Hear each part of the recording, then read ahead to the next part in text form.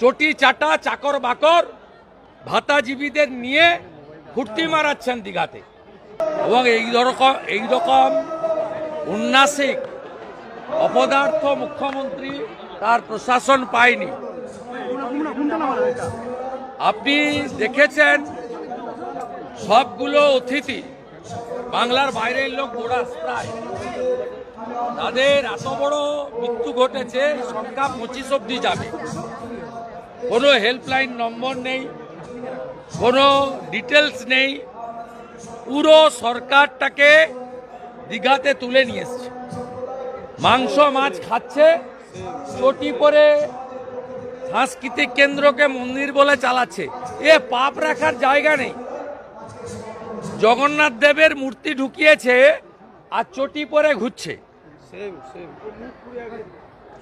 তো ধ্বংস হবেই। দাদা, এতগুলো মৃত্যুর জন্য কাকে দায়ী করবেন? মমতা ব্যানার্জি। কারণ উনি বলেন আমি সব 294টায় আমি প্রার্থী, একটাই পোস্ট, বাকি সব ল্যাম্প পোস্ট।